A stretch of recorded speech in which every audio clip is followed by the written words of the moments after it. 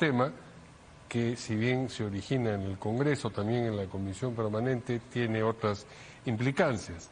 Nos referimos a la modificación a la Ley 31279, que se ha aprobado efectivamente en la Comisión Permanente, y que regula lo que se conoce como el procedimiento concursal de los clubes de fútbol, que tiene que ver con las deudas de los clubes de fútbol. Pero para conversar acerca de este asunto hemos invitado al abogado procesalista Richard Alemán. Buenas noches. ¿Qué tal, Richard? Bien, yo te rogaría que empieces por explicar qué cosa es un proceso concursal. De acuerdo, porque el nombre no es necesariamente muy común en el... No, creen que es una rifa de repente. Sí.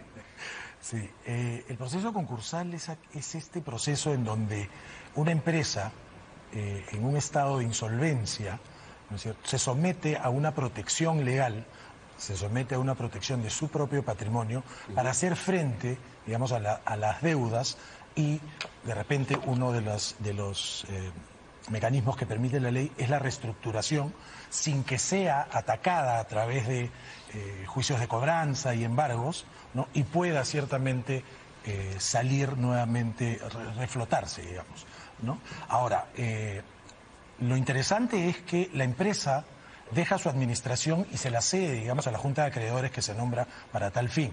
Una empresa sometida a un proceso concursal es administrada por la Junta de Acreedores.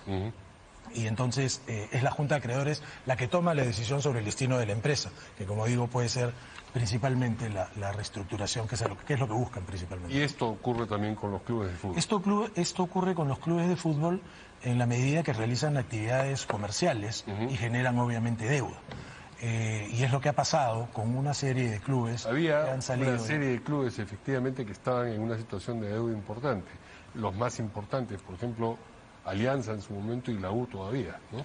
Es correcto, ¿no? Estaban también Cienciano, Melgar, Sport Boys, y creo que un par más, creo que Deportivo Municipal también, sí, ¿no? Entonces se crea un marco especial en algún momento. ¿Cuándo se creó ese marco especial? Esto tiene más o menos, sí, algunos años. Entonces hay como 2 o 3 normas, leyes aprobadas por el Congreso, justamente para el fortalecimiento de los clubes. Suspenden los procesos concursales, encargan la administración temporal a la SUNAT, quien nombra a su vez un administrador temporal, pero lo que dice la norma es que, como su nombre lo indica... ¿La original o la nueva? No, la anterior. Sí. La administración es temporal, sí, mientras el Congreso nombra una comisión de alto nivel, ¿no es cierto?, para hacer una ley final, digamos, que se aplique a esta reestructuración que se buscaba. Y eso es lo que debió pasar, pero no pasó. Se ha aprobado algo, pero no es una ley que responde a esas características. No, primero porque, y yo hablo desde el punto de vista técnico, ¿no? Primero porque justamente lo que dice el marco normativo es que la comisión tiene que ser una comisión de alto nivel, ¿no? Y esto se entiende que participen, digamos, tanto los clubes como las autoridades y las entidades involucradas en lo que es, por ejemplo, el proceso concursal, ¿no? Y todos deben emitir opinión. Eso no ha ocurrido. Se ha aprobado más bien, o se ha presentado en una comisión ordinaria, que es la Comisión de Economía.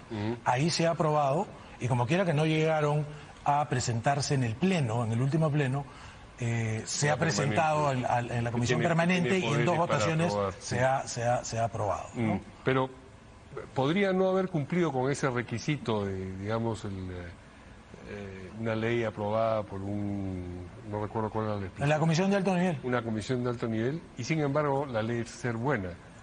Es sí, correcto. Pero parece que no es el caso, por lo menos el apodo que le han puesto, la denominación coloquial que le han puesto sugiere que no, le han puesto la ley del perro muerto. De acuerdo. ¿Hay algo de perro muerto en la ley? No necesariamente, en realidad, ¿no? Pero sí es cierto que cuando uno legisla porque encuentra que hay una situación, hay un problema común, general, ¿no?, y que afecta a un universo importante.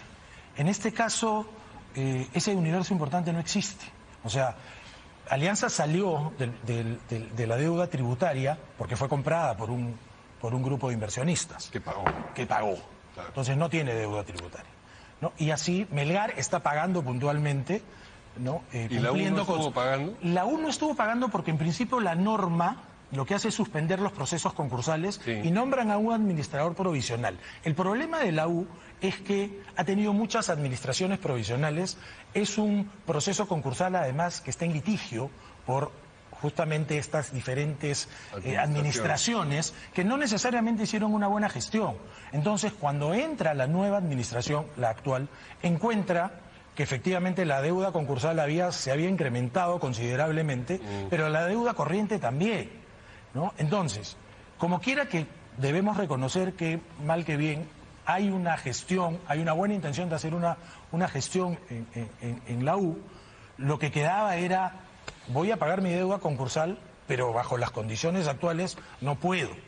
Entonces, coincidentemente, aparece este proyecto de ley en la Comisión de Economía, que básicamente es una reprogramación de pagos de la deuda tributaria, ¿no? O sea, para que se pueda entender, esto es, y lo dice el inciso D del artículo 5º, para ser más precisos. Entonces, lo que hace esta norma es quitarle la competencia a Indecopi de supervisión, de control y de decisión y dársela a la SUNAT. De por sí esto ya rompe todos los principios del sistema concursal y sobre todo del sistema concursal peruano, porque se está rompiendo, por ejemplo, el principio de colectividad, en donde no puede haber una preferencia, ¿no?, en favor de un acreedor.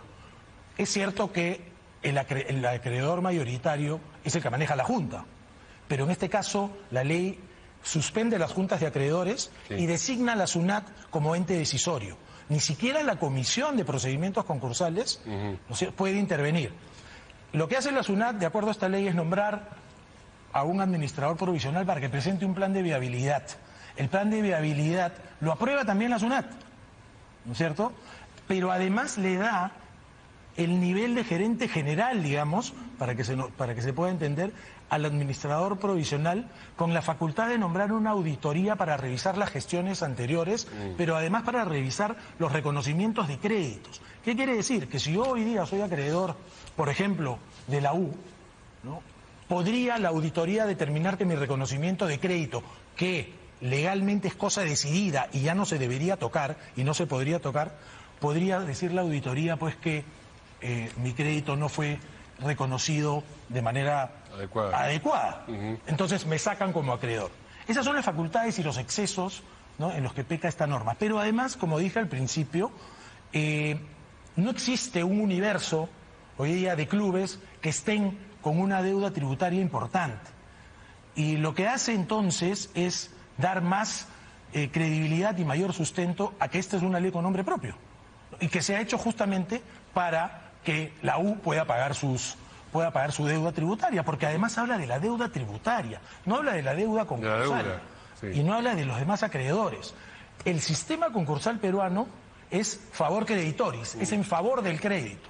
En este caso lo que están haciendo Están creando condiciones especiales para que la U pueda definitivamente, pagar su deuda tributaria. Entiendo que el BOIS y el Guaral también tienen marginalmente algo que beneficiarse con esta norma tal como está. De hecho sí, pero o sea, estamos hablando de 3 clubes. Sí. Por lo tanto no es la problemática del fútbol peruano. Pero para describir el universo de manera cabal. Entonces no había necesidad de hacer una ley para el pago de una deuda tributaria. Bueno, la ley ha sido aprobada, o sea, hoy día está vigente.